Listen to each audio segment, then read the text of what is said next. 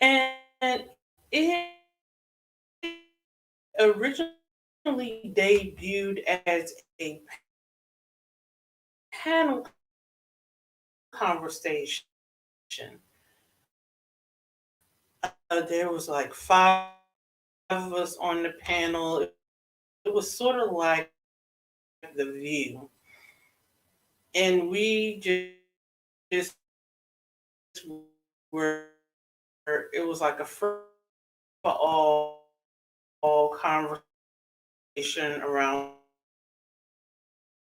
government contract.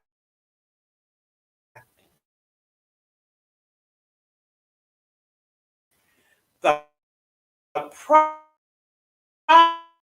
problem was it was so hectic. I didn't feel that the audience was getting anything out of it. So I kind of revamped the layout and went to a more interview style, in hosts,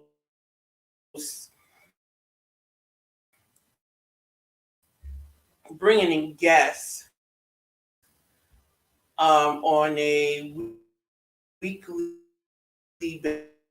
basis. I aired live on a Wednesday evening at that time, and we discussed some topic of government contracting. Then around 2017, I introduced a midday program I titled Contractors Conversation. Contractors Conversation was where I and a partner of mine, we would just jump on live on Facebook, and we kind of just would give like a behind the scenes conversation of what government contractors talk about. It was sort of like a pull back the curtain type deal. Then I went on hiatus. I stopped doing chatter and contractors conversation. Then I decided to bring back the program this year because I just felt like it was a void. I felt out of integrity, quite frankly.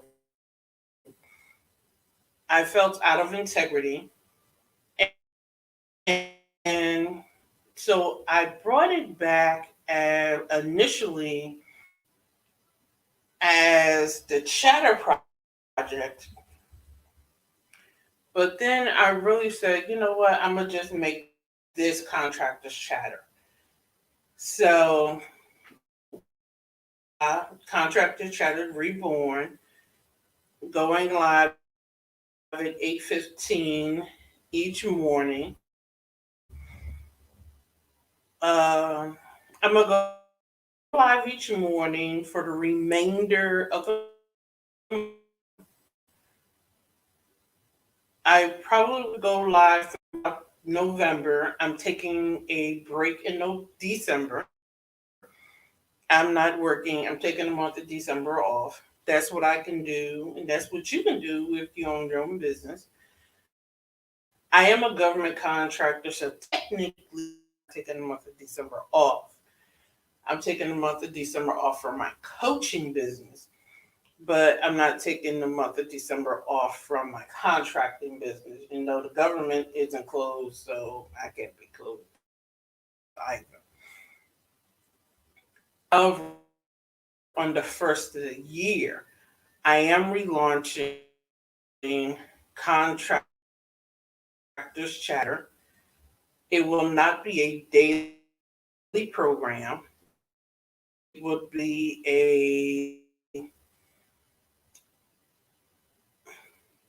It will be a multi-day program. Same thing. We're going to talk about legislation, appropriations. We're going to talk about what's new in the industry. There are a lot of things coming down the pipe that contractors need to be aware of. And you need to keep your ear to the ground. Do you need to be the purveyor of all knowledge? No. But you need to be aware and you need to have a source for this knowledge. I am, by training, a compliance expert. When I was in industry, I was a compliance analyst. That is a fancy way of saying that I ensured that my company was operating in integrity and in keeping with the rules and regulations within government contracting, um, GAP, FAR, Department of Labor. I did not actively participate in a GA audit, but however, I did sit in on one. And those guys are scary. You don't want to mess with them if you can help it.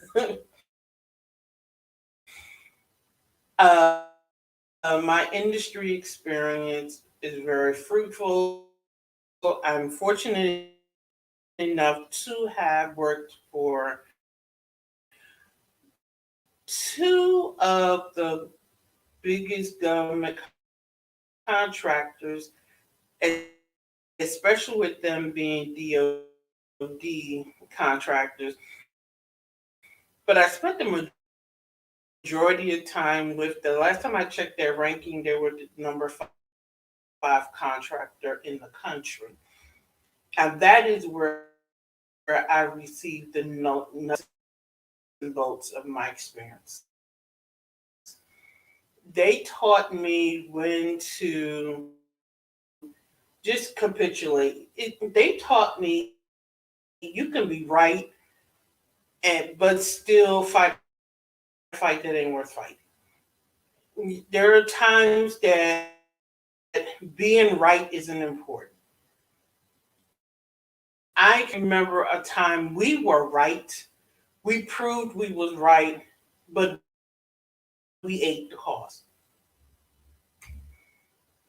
We made the daughter to look stupid doing it. But we ate the cost because at the end of the day, it wasn't worth the fight.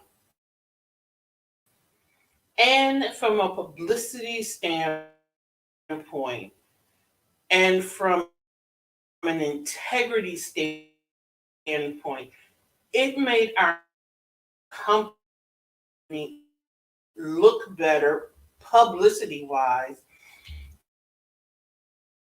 And from an integrity standpoint, our leadership took the viewpoint of look, we're patriots at the end of the day. We're Americans. And, and no matter what people are trying to say nowadays, there's nothing wrong with being proud of your country. And at the time, I can't go any further in details because I would be skirting upon classified information. So You know, leadership just said we're patriots,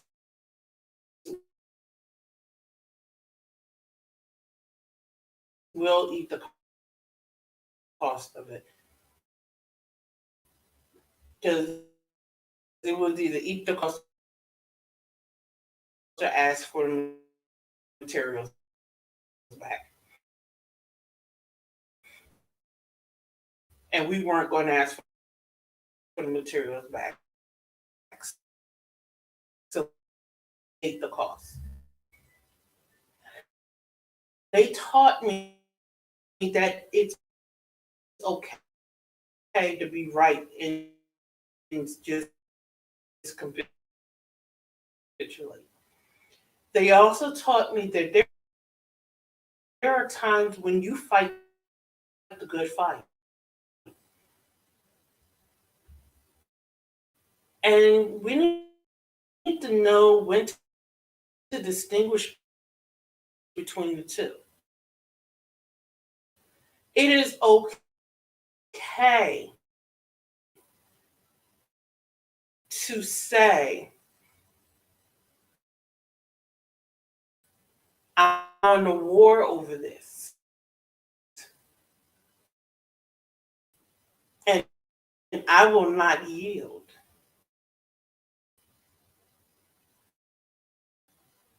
You need to have your ducks in a row when you do that. You need to have consulted with your advisors and you have gathered all the pertinent information when you sit down and come to that decision as a business owner.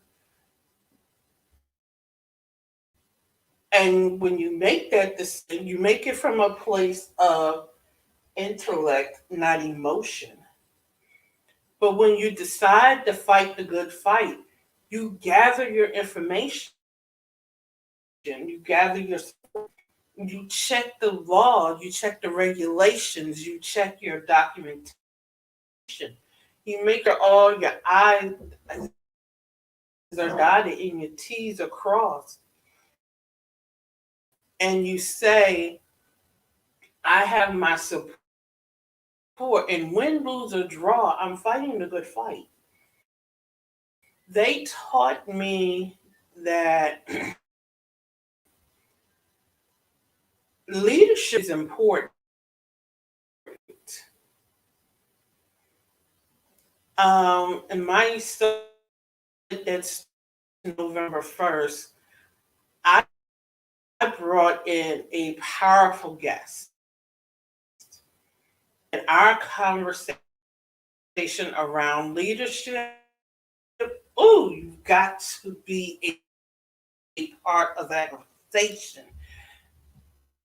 And I know people are going to be like, why did I include that? You will understand why I talk about leadership when you hear that conversation. A lot of people into government contract about understanding the importance of leadership. And, and it is important. In my time with that contractor taught me that there are times when it's important to get your pen and paper and be silent.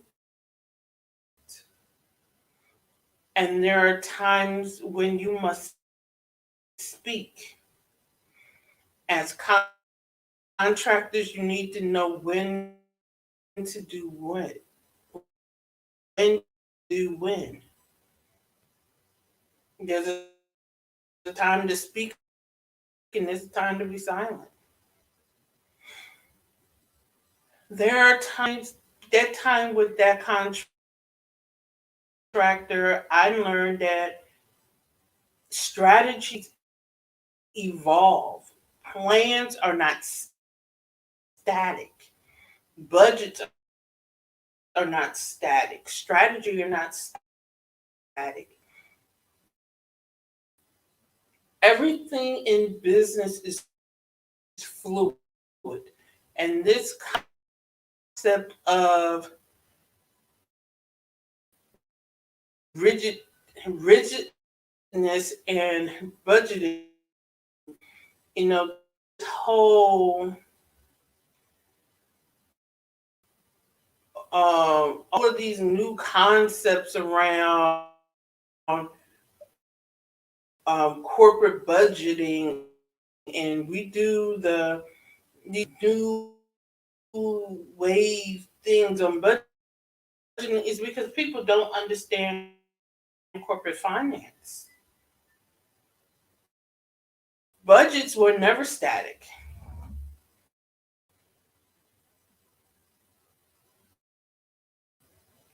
I'm gonna say it again. Budgeting was never static. People just didn't understand corporate finance, and that was the difference between a successful business and one that failed. I understood when our company bought other companies that looked successful, that when we got behind the scenes after the purchase,